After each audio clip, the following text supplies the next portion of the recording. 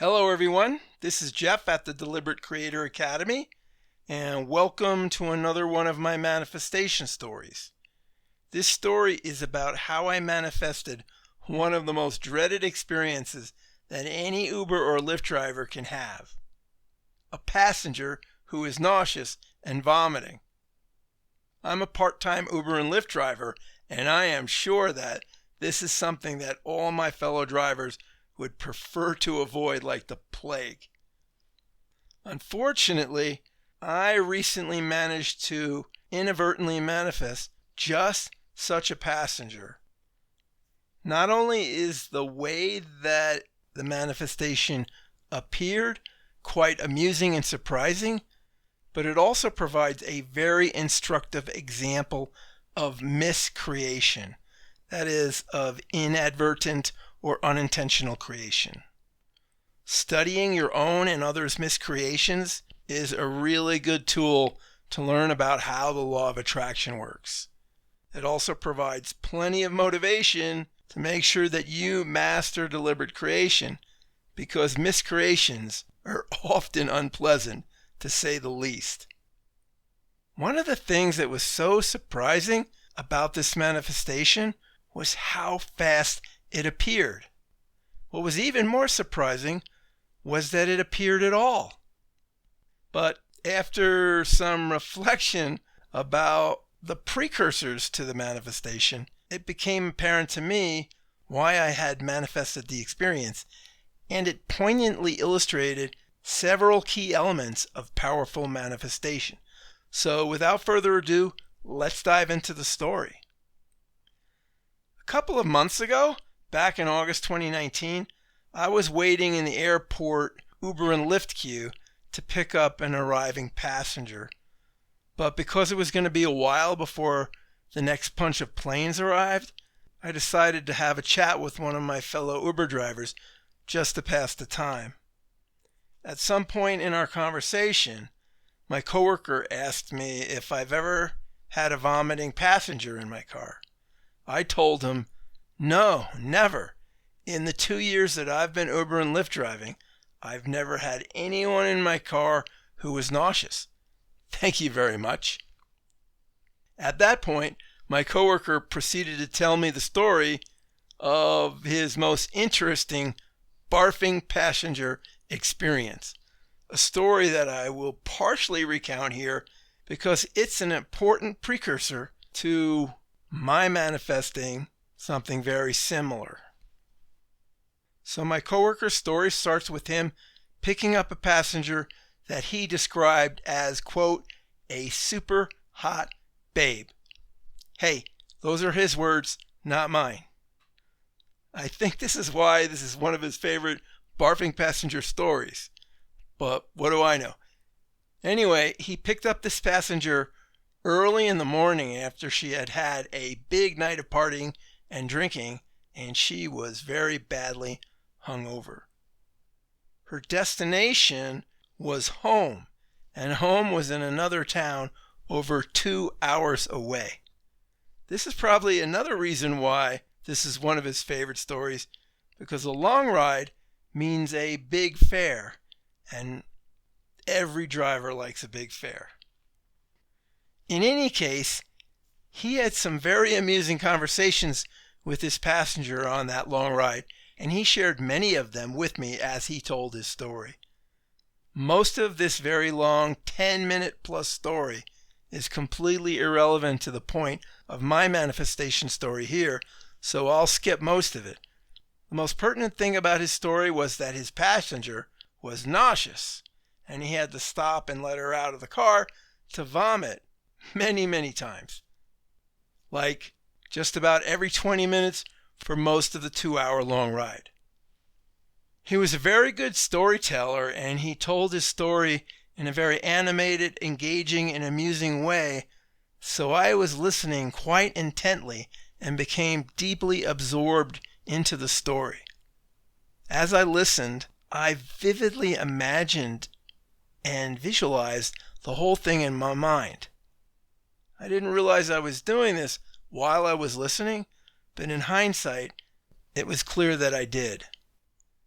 This vivid imagining is very pertinent to the rest of my story, so hold that thought. So after my coworker finished telling his story, we both got passengers from incoming flights and off we went. I continued Uber driving for the rest of the day, and a couple hours later, I was back at the airport waiting for another passenger. I hadn't been waiting very long when my Uber app announced with a loud ding that I had a ride. So I immediately headed off to Arrivals and picked up my rider, a young man who did not look very happy at all. At first he said he was sick, but then he admitted that he was hungover from some very hard partying just before catching his flight. And here's the kicker. Guess what happened on the 20-minute drive to his destination? Yep, you guessed it. I had to stop 3 times to let him out of the car as he vomited on the ground. Thankfully, he didn't vomit in my car. That's probably the most dreaded scenario of all. What a coincidence. I haven't had a single vomiting passenger in the entire 2 years that I've been Uber driving. And then less than 2 hours after listening to my coworker's epic barfing passenger story, I experienced my first barfing passenger. To dismiss this as mere coincidence, you'd have to be completely unaware of the law of attraction. This is no coincidence. This is a poignant example of manifestation, of creation. And of course, in this case, it's an example of miscreation, of inadvertent, unintentional creation. The opposite of what we should be shooting for, which is deliberate creation. So the big $64 question is, why did I manifest this undesired experience? I had no desire to have a vomiting passenger in my car, but I got one anyways. And it probably wasn't because I had been worrying about this possibility for a while, because even though I've heard a number of drivers over the years tell me their stories and fears about this kind of scenario, I know that I'm creating my reality with my thoughts and expectations and more. So I know better than to focus on what I don't want. And even as my coworker was telling the story, I wasn't worried. Same reason as mentioned above. I know better. Whenever you focus on something you don't want by constantly worrying about it or fearing it, the more likely it becomes that you might actually experience that very thing. I'm imminently aware of this, so I was relatively detached and free of concern or fear about experiencing something similar as I was listening. So I was quite surprised when I did manifest something similar. And it was startling how quickly it arrived. Not the next week, not the next day, but within hours of listening to that story. So what the heck happened? Why did I manifest this? Well, after reflecting on the whole experience for a while, it became pretty obvious why listening to my coworker's barfing passenger story created such a powerful point of attraction. First of all, the story was told in a very engaging and amusing fashion that I listened to very intently. I was extremely focused on the subject of the story. Secondly, the story was long, 10 or more minutes long. So I was focused on that subject for a really long time. And by the law of attraction, what you give your attention to and for how long are two of the most important elements that determine your point of attraction. So in hindsight, I realized that I didn't just intently listen to the story, but I was vividly imagining and visualizing it, even feeling emotions, which of course are some of the standard techniques for powerfully manifesting. Add to all of this perhaps a little bit of fear or worry about having something like this happen to me, and then it's not surprising that I so powerfully and quickly manifested a vomiting passenger of my own.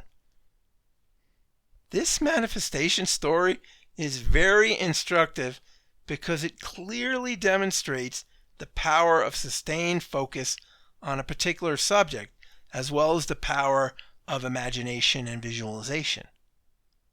It also demonstrates how careful you have to be to what you give your attention to. You don't just manifest what you desire, you manifest your most predominant thoughts and whatever you give a lot of attention to, whether you desire it or not. That's why worry and fear are so miscreative. They make you think frequently about things you don't really want, that you don't really desire. Imagine what a powerful, deliberate creator you would be if you could just make up a story of what it is you want to experience, what you desire, and then just vividly imagine it. And then, magically, circumstances, people, events, etc. arrive that facilitate or deliver the manifestation of what you just imagined. This is what's possible if you master deliberate creation. The fact that this story is an example of powerful miscreation is also very instructive. It's so important to understand how creation is a double-edged sword, and that if you aren't applying the techniques of creation deliberately and intentionally, you will often manifest stuff that you don't want. So that's it for this story, guys. If you want to dive deeper into the topics that I alluded to in this story, you can find links to lessons related to those topics in the notes section below this story on the Deliberate Creator Academy. So that's it. I hope you found it interesting and helpful. See you in the next story.